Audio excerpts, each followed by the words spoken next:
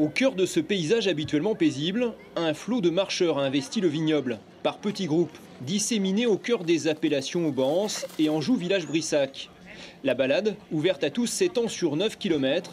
Certains sont même venus des régions voisines pour découvrir d'un peu plus près ce patrimoine. Ça permet en même temps de faire la randonnée en famille, en même temps, et puis découvrir nous aussi.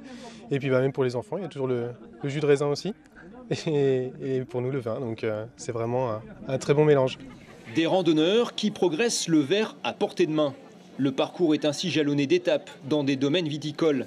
Une pause de quelques minutes où l'on déguste les crus du secteur avant de reprendre sa route. On les voit tous les jours, tout ça, mais on ne sait pas. On a appris plein de choses rien que sur les feuilles pour reconnaître les différents cépages. On ne savait pas, c'est super. Rien qu'à la feuille, on sait maintenant ce qu'est un Sauvignon. Et puis je ne sais plus quoi c'est l'autre d'ailleurs. Il faut que je redemande. Cabernet. Cabernet, voilà. Pour accompagner ces touristes assoiffés de curiosité, un viticulteur est chargé de fournir les explications.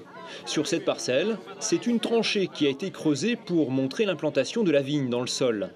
Et vous plantez la vigne comme ça, on plante la vigne à cette profondeur-là, ce qui vous donne toutes les racines ici principales. Ah d'accord. Hein? D'année en année, ces balades no touristiques connaissent un succès grandissant. Rien que sur ce circuit, les inscriptions ont affiché complet, avec 1 millier de participants.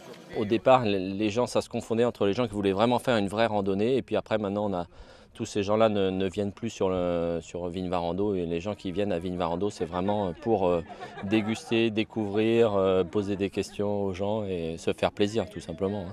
Dans quelques jours, les vignes promettent d'être tout aussi fréquentées. Pas vraiment une promenade cette fois, plutôt une course, avec le démarrage des vendanges. Aussi